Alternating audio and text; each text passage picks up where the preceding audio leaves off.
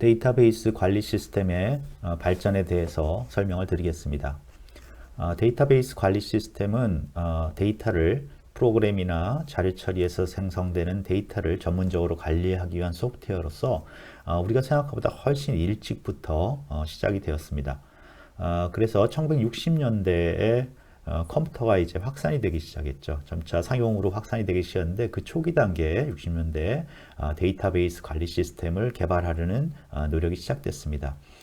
대표적으로 우리가 알고 있는 아폴로 계획에서도 아폴로 계획에 필요한 여러 가지 우주선이라든가 로켓에 대한 부품을 관리하기 위해서 데이터베이스를 개발하려고 노력을 했습니다.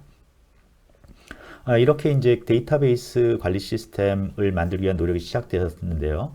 그러다가 이제 1970년대부터 관계형 데이터베이스 관리 시스템이 이제 확산이 되었고, 그 관계형 데이터베이스 관리 시스템을 좀 더 효율적으로 만들기 위해 노력을 많이 했습니다.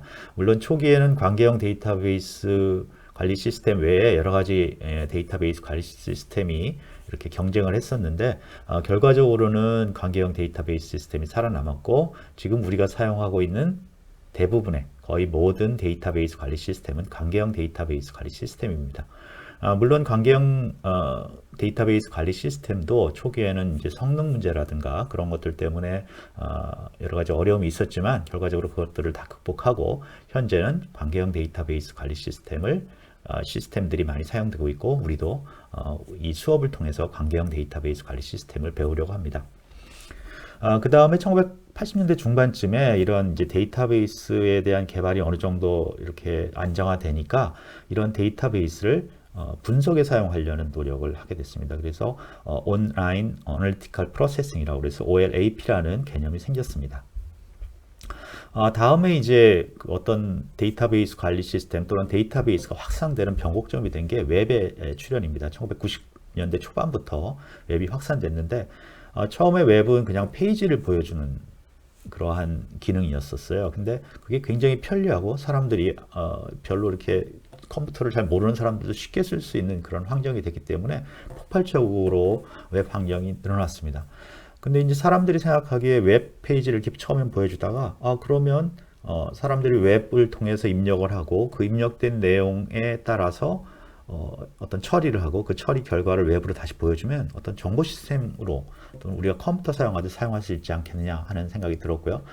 그래서 그것들을 많이 확장이 됩니다. 그래서 지금 현재 우리는 뭐 예를 들어서 웹을 통해서 모든 것들을 하고 있죠. 은행 관리, 은행 업무라든가 또는 학사 처리 같은 것도 다 하고 있는데, 그거는 결과적으로 웹이 확산이 됐지만 그 뒤에는 어떤 게 있었냐면 그런 사용자의 뭐 질문이라든가 요구를 받아서 자료를 보통 저장하고 있던 걸 찾아와서 그걸 처리해서 보여주는 그러한 응용이 굉장히 많거든요. 그러다 보니까 뒤에 있는 데이터베이스가 굉장히 확장되게 됐습니다. 즉 웹을 통해서 사용자들이 굉장히 늘어나니까 그거를 지원하기 위한 데이터베이스가 굉장히 확장이 된 거죠.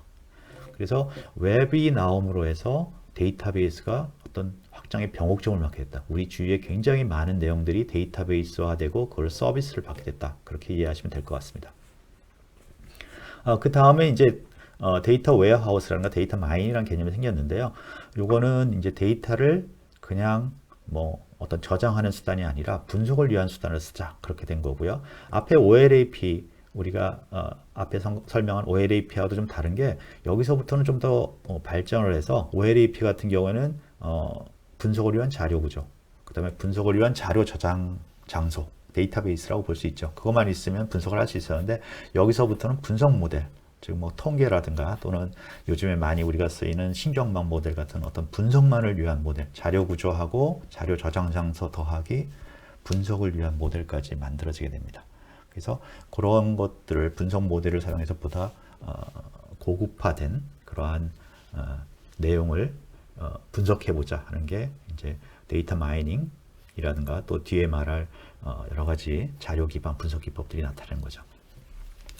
그 다음에 이제 최근에는 2010년대 정도부터는 또 한 번의 어떤 변곡점을 맞이하게 됩니다. 데이터베이스가. 그 이유는 앞에 웹과 비슷하게 모바일이라는 게 나타나게 됐어요. 모바일도 역시 마찬가지죠. 처음에는 단순히 뭐 모바일 움직이면서 휴대폰, 스마트폰으로 자료를 검색하는 정도였는데 그게 점점 발달해서 어떤 여러 가지 서비스를 제공하게 되고 그것이 웹 기반 웹이 나왔을 때처럼 뒤에 데이터베이스의 서포트가 필요한 거죠. 그래서 또 한 번 이 그 모바일 긴 우리가 스마트폰을 사용함으로써 데이터베이스가 굉장히 확장되는 그러한 현상이 나타났습니다.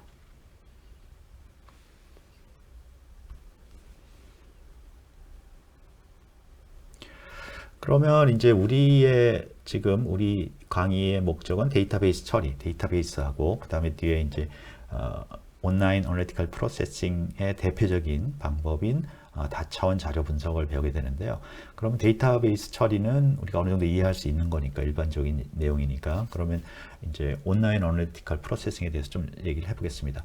온라인 어널리티컬 프로세싱은 앞에서 말한 것처럼 어떤 데이터 처리가 많이 되면 그 데이터 처리 결과가 이제 우리가 쌓이게 되죠. 데이터베이스에 축적이 되겠는데 그거를 그냥 둘 게 아니라 분석을 위해서 사용해보자 하는 아이디어를 가지고 시작했고요.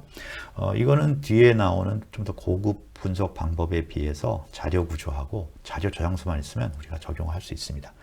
특히 요즘에 이제 엑셀 같은 아주 광범위하게 사용되고 있는 툴들이 이러한 OLAP를 지원하고 있습니다.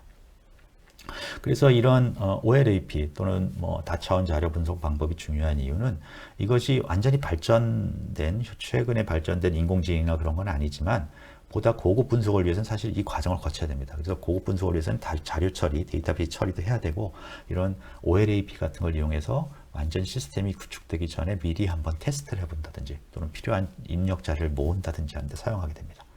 그래서 결과적으로 보면 데이터 프로세싱, 데이터베이스 처리라든가 이런 OLAP, 다차원 자료 분석 같은 것들은 앞으로 보다 고급, 뭐 인공지능도 나오고 그렇게 하겠지만 그런 지능을 위해서도 꼭 필요한 기초적인 어떤 방법이라든가 지식이라고 생각될 수가 있습니다. 그래서 저희가 이 강의를 통해서 데이터베이스 처리하고 다차원 자료 분석에 대한 지식을 전달하려고 합니다.